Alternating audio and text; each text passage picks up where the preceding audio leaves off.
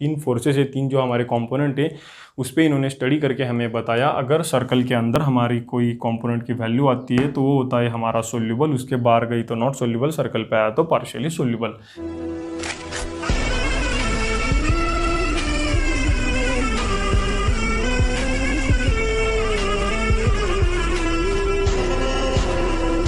तो ideal solubility parameters क्या होता है, अब देखिए सपोज अगर मैंने ले लिया ये मेरा बीकर, अब इसमें मैंने ऐड किया सॉल्वेंट।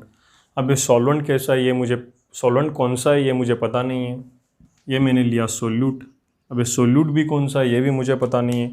अगर मुझे किसी ने पूछा कि ये मेरा जो सोल्यूट है इसके अंदर सोल्यूबल होगा या नहीं होगा, तो मैं क्या करूँगा, इस सोल्यूट को इसके अंदर डालूंगा, डिज़ोल्व करूंगा, और अगर डिज़ोल्व हो गया तो बताऊंगा कि मेरा ये जो सोल्यूट है इसके अंदर डिज़ोल्व होता है, ये इसके अंदर सोल्यूबल है। लेकिन अब आप मुझे बताइए इस सोल्यूट को इस सॉल्वेंट के में डाले बिना, इस सोल्यूट को इस सॉल्वेंट में डाले बिना आप मुझे बताइए कि ये जो मेरा सोल्यूट है इसमें डिज़ोल्व होगा या नहीं होगा। तो अब ये हम कैसे बता सकते हैं, तो ये हम बता सकते हैं सोल्यूबिलिटी पैरामीटर्स की मदद से। तो अब आपको पता चल गया होगा कि सोल्यूबिलिटी पैरामीटर्स क्या है। तो सोल्यूबिलिटी पैरामीटर्स क्या होते हैं, सोल्यूबिलिटी पैरामीटर्स एक न्यूमेरिकल वैल्यू होती है जो हमें बताती है हमारे इस सॉल्वेंट के सॉल्वेंसी बिहेवियर को। मतलब ये जो हमारा सॉल्वेंट है इसका सॉल्वेंसी बिहेवियर कैसा है, ये हमारे इस सोल्यूट को अपने अंदर डिज़ोल्व होने देगा या नहीं होने देगा, या फिर अपने अंदर इस सोल्यूट को कैसे डिज़ोल्व होने देगा, ये हमें बताती है ये न्यूमेरिकल वैल्यू जो कि हमें मिलती है सोल्यूबिलिटी पैरामीटर्स से। तो अब सपोज अगर मेरे इस सॉल्वेंट की न्यूमेरिकल वैल्यू सोल्यूबिलिटी पैरामीटर्स की आ गई 9 और इस सोल्यूट की भी न्यूमेरिकल वैल्यू आ गई सोल्यूबिलिटी पैरामीटर्स की 9, तो अब ये क्या हो गई, ये दोनों वैल्यू सेम हो गई। तो अगर ये दोनों वैल्यू जब हमारी सेम होती है तो इसका मतलब होता है कि हमारा सोल्यूट इस सॉल्वेंट के अंदर सोल्यूबल है। तो अब आपको क्या पता लगा, आपको ये पता चला कि सोल्यूबिलिटी पैरामीटर्स एक न्यूमेरिकल वैल्यू होती है जो कि हमारे सॉल्वेंट के सॉल्वेंसी बिहेवियर को हमें बताती है। और उसके बाद में अगर हमारी दोनों वैल्यू सोल्यूट और सॉल्वेंट की वैल्यू अगर हमारी सेम होती है तो इसका मतलब होता है कि हमारा सोल्यूट हमारे सॉल्वेंट के अंदर सोल्यूबल है। तो अब हम इसके बाद में देखेंगे कि हम इसके बाद में स्टडी करेंगे दो सोल्यूबिलिटी पैरामीटर, जिसमें हमारा पहला सोल्यूबिलिटी पैरामीटर्स है हिल्ब्रेंड सोल्यूबिलिटी पैरामीटर्स। तो हिल्ब्रेंड जो हमारे साइंटिस्ट है उन्होंने हमें क्या बताया कि जो हमारी सोल्यूबिलिटी पैरामीटर्स की जो वैल्यू होती है वो इक्वल होती है हमारे square root of cohesive energy density के। अब ये जो कोहेसिव एनर्जी डेंसिटी क्या होती है वो देखिए, अगर सपोज मैंने ले लिया ये मेरा एक बीकर और इसमें मैंने ऐड किया मेरा सॉल्वेंट, अब ये है मेरे सॉल्वेंट के मॉलिक्यूल्स। अब ये जो मेरे सॉल्वेंट के मॉलिक्यूल्स है इनके अंदर एक फोर्स प्रेजेंट होगा। अब ये अगर सब सेम मॉलिक्यूल है, सब सॉल्वेंट के मॉलिक्यूल है, तो इनके अंदर जो फोर्स प्रेजेंट होगा अट्रैक्शन फोर्स होगा मेरा कोहेसिव अट्रैक्शन फोर्सेस। तो ये जो कोहेसिव फोर्सेस है, अब देखिए इन मॉलिक्यूल्स के एक यूनिट को अगर सपोज मुझे यहाँ से इलिमिनेट करना है, अब इस कोहेसिव एनर्जी डेंसिटी जो इसमें जो फोर्स प्रेजेंट है उसको हम कैसे मेजर करेंगे। अब इस एक यूनिट ऑफ मॉलिक्यूल्स को मैं यहाँ से इलिमिनेट करूँगा तो इसके लिए मुझे लगेगी एनर्जी। अब मुझे इनको यहाँ से इलिमिनेट करने के लिए कितनी एनर्जी लगी, अब अगर मुझे इनके अंदर अगर मेरा कोहेसिव फोर्सेस बहुत ज़्यादा है तो मुझे ज़्यादा एनर्जी लगेगी, अगर इनके अंदर कोहेसिव फोर्सेस बहुत कम है तो मुझे यहाँ पे कम एनर्जी लगेगी।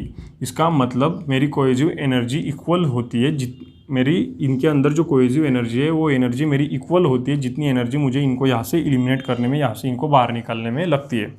तो आपको पता चल गया कि कोहेसिव एनर्जी डेंसिटी क्या होती है। कोहेसिव एनर्जी डेंसिटी वो एनर्जी होती है जो कि मुझे इस एक यूनिट को मॉलिक्यूल्स के, इस सॉल्वेंट के मॉलिक्यूल्स के एक यूनिट को यहाँ से इलिमिनेट करने के लिए लग जाती है।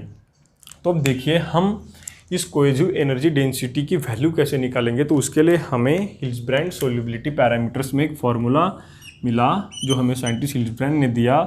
तो इस फार्मूले में ये जो हमारा H है ये होता है हमारा हीट ऑफ वेपोराइजेशन, ये हमारा R होता है गैस कांस्टेंट, और ये हमारा T है टेम्परेचर, और हमारा V होता है मोल्स ऑफ वॉल्यूम। तो अब इसके बाद में हम देखेंगे हैंसेन सोल्यूबिलिटी पैरामीटर्स। अब हैंसेन जो हमारे साइंटिस्ट है इन्होंने इन तीन कंपोनेंट पे स्टडी किया, डिस्पर्जन फोर्स, पोलर फोर्स और हाइड्रोजन बॉन्डिंग के हमारे फोर्सेस पे। अब देखिए अब अगर ये मेरा है सॉल्वेंट, तो इस सॉल्वेंट में इन्होंने क्या किया, इन्होंने डिस्पर्जन फोर्सेस पे स्टडी किया, पोलर फोर्सेस यानी कि हमारे डाइपोल फोर्सेस पे स्टडी किया, और उसके बाद में इन्होंने हमारे हाइड्रोजन बॉन्डिंग के ऊपर इस सॉल्वेंट में स्टडी किया। और उसके बाद में इन्होंने हमें ये बताया कि अगर हम इन तीनों कंपोनेंट के वैल्यू को अगर हम एक दूसरे में मिला लें, इनको अगर हम सम कर लें, इनकी अगर हम प्लस कर लें, तो ये इनका जो सम होता है, इन तीनों की वैल्यू का जो सम होता है वो इक्वल्स होता है हमारे हिल्सब्रैंड सोल्युबिलिटी पैरामीटर्स की वैल्यू से। हिल्सब्रैंड सोल्युबिलिटी पैरामीटर्स की वैल्यू जो हमें यहाँ से मिली थी, इसका मतलब यहाँ पे भी हमको हिल्सब्रैंड सोल्युबिलिटी पैरामीटर्स की वैल्यू मिल गई हैंसेन सोल्युबिलिटी पैरामीटर्स में। तो अब देखिए इसके बाद में इन्होंने क्या किया, हैंसेन सोल्युबिलिटी पैरामीटर्स में इन्होंने ये 3D स्ट्रक्चर ड्रॉ किया हमारे तीनों कंपोनेंट की वैल्यू का। अब ये ले लिया हमने, सपोज हमने ये ले लिया डिस्पर्जन कंपोनेंट ले लिया, ये हमने ले लिया हाइड्रोजन कंपोनेंट ले लिया, और ये हमने ले लिया, ये हमारा हाइड्रोजन बॉन्डिंग कंपोनेंट है, और यहाँ हमने ले लिया पोलर कंपोनेंट, हमने ये ले लिया। अब इसमें क्या किया, एक सर्कल हमने ड्रॉ कर लिया। अब इसकी रेडियस देखो, इसकी जो रेडियस है वो है हमारी 1। अब ये जो पूरी रेडियस है हमारी 1 है। अब देखिए अगर सपोज़ मैंने यहाँ पे 3 मुझे वैल्यू यहाँ पे मिल गई, 1 2 और ये मेरी तीसरी वैल्यू।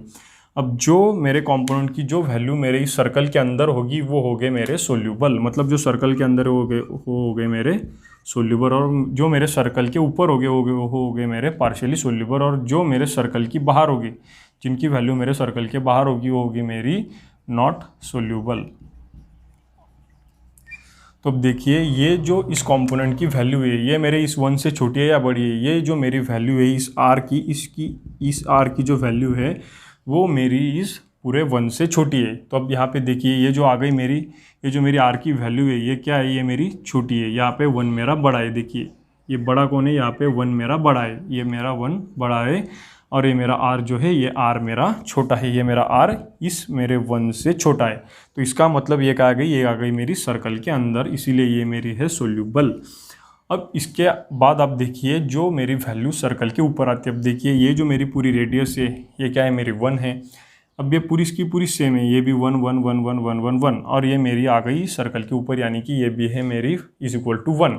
अब यहाँ पे आप देखिए ये क्या हो गई, अगर मेरी रेडियस के इक्वल आती है, अब आप देखिए ये मेरे r के 1 की इक्वल आती है, तो ये क्या आ गई, ये आ गई मेरी पार्शियली सोल्यूबल। अब देखिए अगर ये मेरी 1 है, अगर ये मेरा पूरा रेडियस अगर ये मेरी 1 है, 1 1 1 1 1, तो अब ये जो है मेरी, ये जो इस मेरी वैल्यू थी इसकी जो r है ये मेरे इस 1 से छोटी है या बड़ी है। अब देखिए ये मेरा 1 है इतना, और ये क्या आ गई, ये मेरे 1 से बड़ी आ गई।